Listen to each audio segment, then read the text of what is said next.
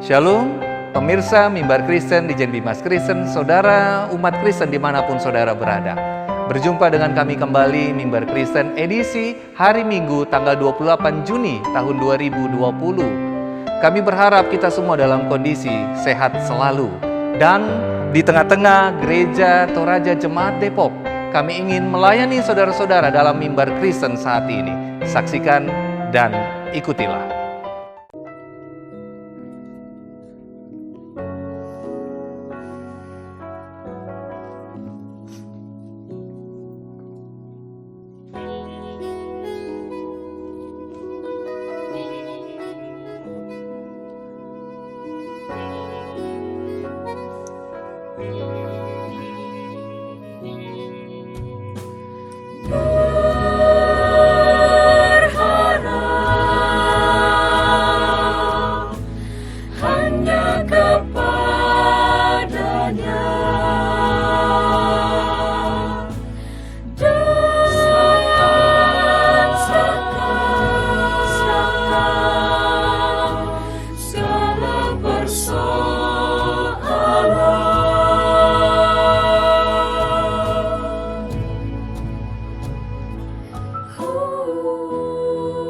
Kuatkanlah hatimu melewati setiap persoalan. Tuhan Yesus selalu menopangmu, jangan berhenti harap padanya. Tuhan pasti sanggup, tangannya takkan terlambat untuk mengangkatmu. Tuhan masih sanggup, percaya, Ia tak tinggalkanmu. Ia tak tinggalkanmu.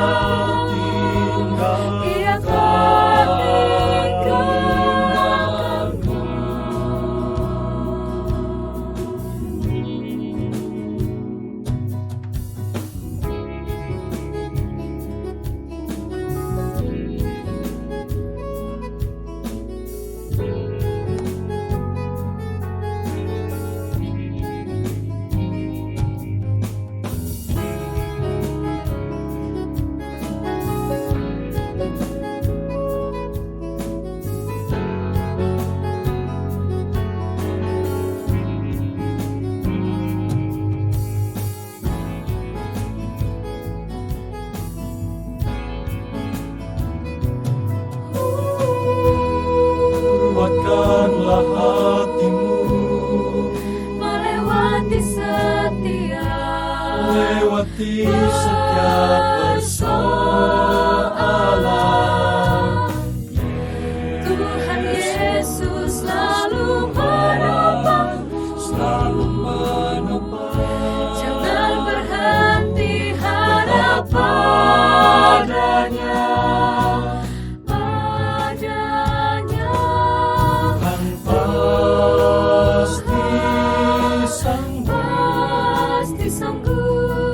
Tangannya takkan terlambat untuk mengangkatmu. Tuhan masih sanggup, percaya, Ia tak tinggalkanmu. Ia tak tinggalkanmu.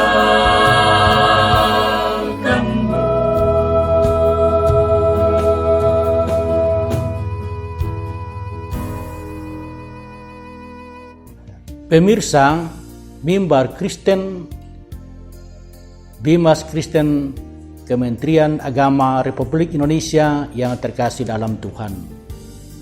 Renungan kita pada hari ini terambil dari kitab Kejadian pasal 22 ayat 1 dan 2. Sebelum kita membaca firman Tuhan, Marilah kita berdoa.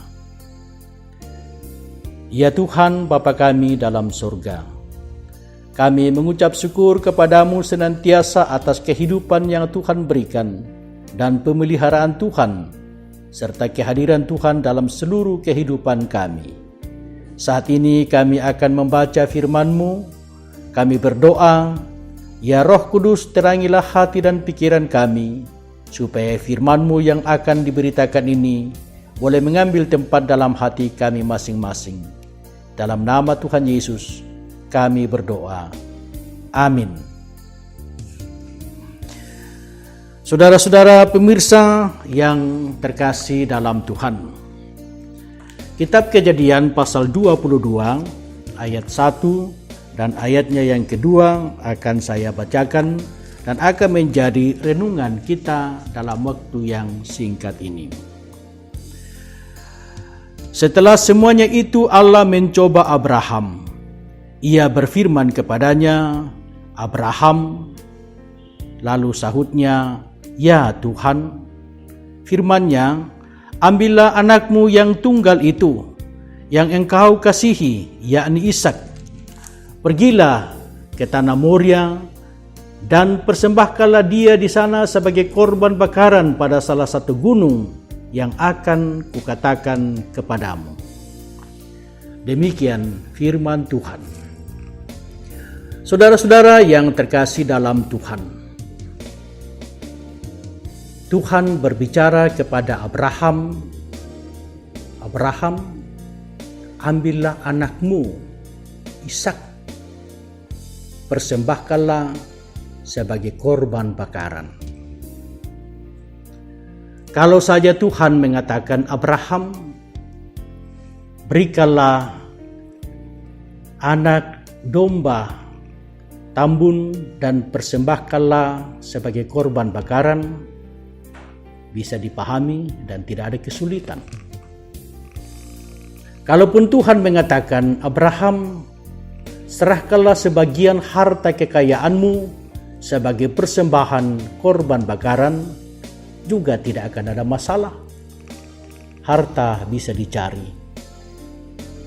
Tetapi permintaan Tuhan, anak yang sudah lama kau tunggu itu, yakni Ishak, anak perjanjian,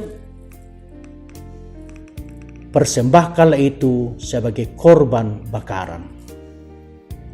Suatu permintaan yang luar biasa. Abraham tidak segera mengatakan iya. Saya membayangkan malam itu setelah menerima firman ini, Abraham tidak bisa tidur. 1001 pertanyaan menjiwai Abraham. Apa benar Tuhan meminta anak ini? Bukankah baru saja Tuhan mengatakan, Abraham, dari keturunan Ishaklah akan mendapat berkat. Yang disebut keturunan Abraham itu lahir dari Ishak. Sekarang Ishak akan dikorbankan sebagai korban bakaran. Abraham bertanya, apakah mungkin ada pengganti Ishak ini? Sarah sudah tua. Dia bergumul tidak tenang. Dan ia mencoba menoleh ke belakang, melihat bagaimana Tuhan menyertai Abraham. Sejak ia dipanggil dari negerinya, meninggalkan sanak saudara, meninggalkan kampung halaman, pergi ke daerah yang tidak diketahui.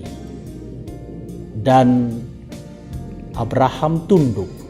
Walaupun tindakan pada masa itu meninggalkan sanak saudara dan pergi ke sebuah daerah yang tidak dikenal, itu hal yang kurang baik. Tetapi karena Tuhan panggil, Abraham pergi. Dan ia tiba di tempat di mana dituju, timbul kelaparan. Tapi Tuhan tidak membiarkan Abraham. Ia lari ke Mesir. Dan di Mesir ada kekayaan, tapi bahaya di sana. Firaun mengincar istrinya yang cantik itu, Sarah. dan boleh jadi Abraham akan dibunuh. Tetapi Abraham berdusta bahwa dia bukan istrinya, tapi saudaranya. Di sini menunjukkan bahwa Abraham juga manusia biasa yang penuh dengan kelemahan, penuh dengan keterbatasan. Tapi dalam kelemahannya, dalam keterbatasannya, Tuhan tidak pernah meninggalkannya. Iman Abraham bertumbuh dalam perjalanan-perjalanan ini. Juga kita mendengarkan bahwa ketika Ishak dan Ismail sedang bermain-main, mulailah iri hati Sarah.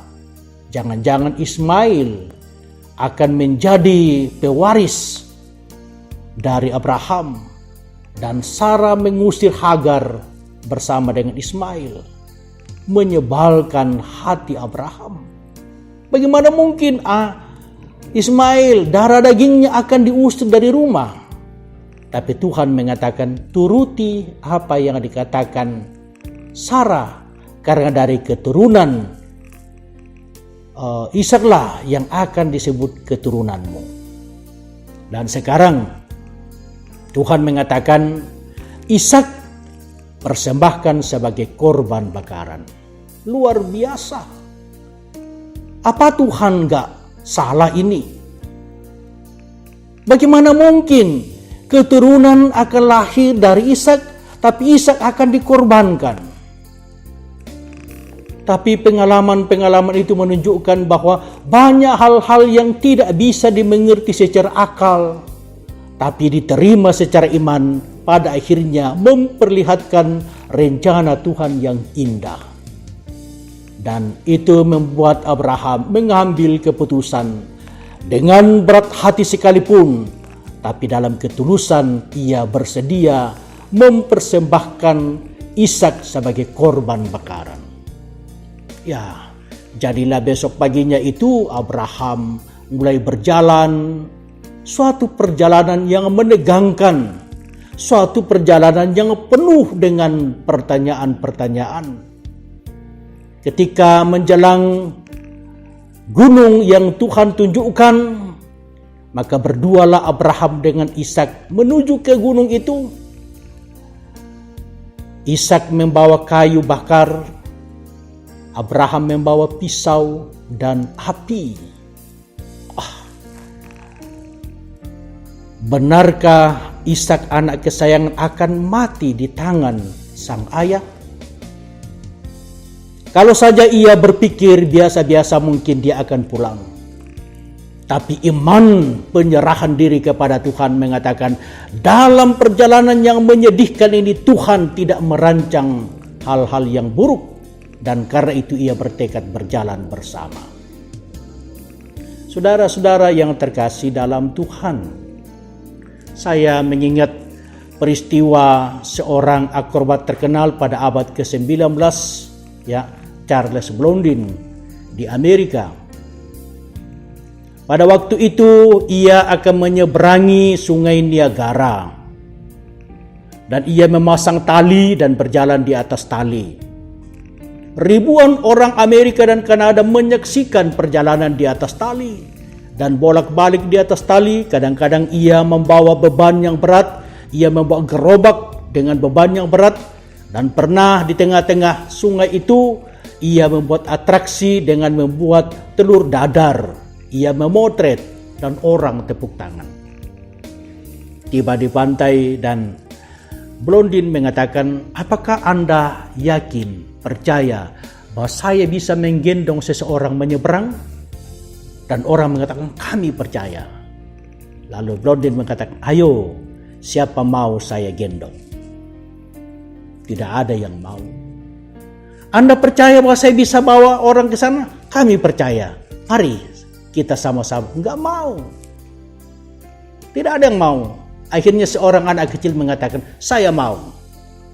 Dan Blondin membawa anak ini ke seberang dan balik. Selesai cerita. Orang bertanya kepada anak ini, kok berani-beraninya kau? Itu jalan yang amat berbahaya. Jalan yang diwarnai dengan kematian. Kenapa kau tidak takut? Anak itu menjawab, Bagaimana mungkin saya takut? Dia itu ayahku. Enggak mungkin mencelakakan saya. Saya menyerahkan diri kepadanya dan ia bertanggung jawab terhadap aku. Ayah tidak pernah merencanakan kejahatan kepada anak ini. Begitulah pikiran Abraham. Tuhan enggak pernah merencanakan kejahatan dalam diri Abraham, walaupun tugas ini amat-amat berbahaya. Apakah kita percaya bahwa dalam iman Tuhan tidak pernah merancang kejahatan? Selalu yang baik dirancang dalam hidup kita. Awalnya kita tidak mengerti, tapi pada akhirnya kita akan mengerti. Banyak orang percaya, tetapi tidak semua orang beriman. Percaya belum tentu beriman. Beriman itu pasti percaya. Iman ialah mempercayakan diri, bukan sekedar percaya. Karena itu banyak orang-orang percaya, banyak orang beragama, tapi hanya sedikit orang beriman. Karena orang beriman ialah orang yang menyerahkan diri kepada Tuhan, mempercayakan hidupnya kepada Tuhan, dan berani berjalan bersama dengan Tuhan walaupun jalan itu amat berbahaya. Saya nggak tahu Anda dan saya tergolong orang sekedar percaya, orang beragama, atau kita terbilang sebagai orang-orang beriman. Yang bisa menjawab hanya Anda, saya, dan Tuhan masing-masing tahu. Semoga semua kita ini menjadi orang-orang beriman, bukan sekedar orang beragama, bukan sekedar orang yang percaya, tetapi mempercayakan hidup di dalam pemeliharaan Tuhan. Amin. Saudara-saudara, mengakhiri renungan ini, marilah kita berdoa. Terima kasih ya Tuhan, karena kami boleh belajar kepada Abraham bagaimana ia sungguh-sungguh beriman kepadamu dan tidak sekedar percaya. Ia mempercayakan seluruh perjalanan hidupnya bergantung sepenuhnya kepadamu. Semoga kami belajar tidak sekedar percaya bahwa Tuhan ada, tapi kami sungguh mempercayakan hidup kami kepada Kristus yang telah menebus kami.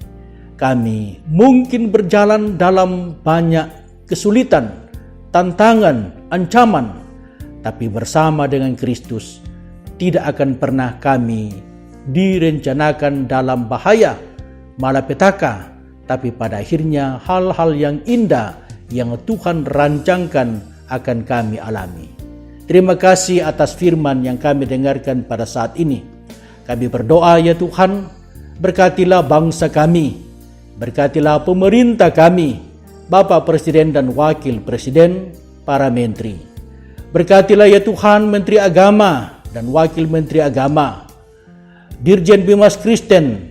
Kami doakan, berikan hikmat dan kearifan dan berkati mereka, agar mereka sungguh-sungguh melaksanakan pemerintahan yang bertanggung jawab bagi terciptanya keadilan, perdamaian dan kesejahteraan di bumi Indonesia ini, sehingga kami bergandengan tangan memuliakan Tuhan, hidup di dalam kedamaian dan saling mengasihi satu dengan yang lain.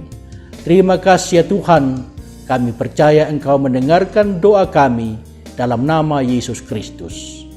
Saudara-saudara, terimalah berkat Tuhan. Kiranya kasih karunia Yesus Kristus, kasih Allah dan persekutuan Roh Kudus menyertai bangsa ini, menyertai pemerintah kami saat ini dan selama-lamanya.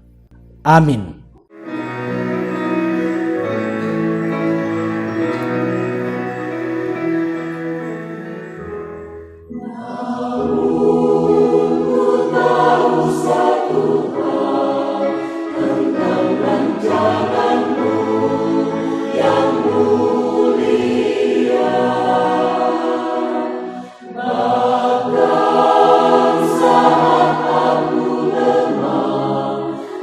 Malam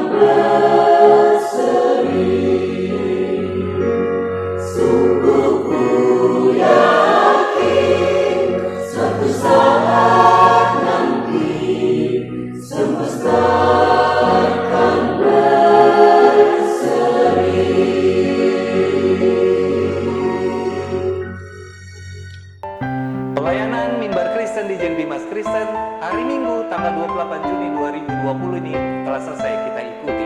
Kami atas nama tim Mimbar Kristen di Jen Bimas Kristen mengucapkan terima kasih kepada Bapak Pendeta Musa Salusu MTA, Ketua Umum Badan Pekerja Sinode Gereja Toraja, serta puji-pujian paduan suara dari Gereja Toraja Jemaat Buntu Pasere, serta pujian dari IAKM Toraja. Pelayanan yang kami berikan menjadi berkat bagi saudara-saudara. Tak henti-hentinya kami menghimbau seluruh pemirsa Mimbar Kristen dan umat Kristen dimanapun saudara berada. Taati protokol kesehatan, gunakan masker, menjaga jarak dengan orang lain, serta mencuci tangan dengan sabun atau hand sanitizer. Kunjungan saudara pada website kami, YouTube kami, memberikan semangat yang luar biasa buat kami untuk terus melayani umat Kristen dimanapun saudara berada. Atas nama tim Mimbar Kristen di Jen Bimas Kristen mengucapkan terima kasih atas segala partisipasi seluruh umat Kristen dimanapun saudara berada. Tuhan Yesus memberkati.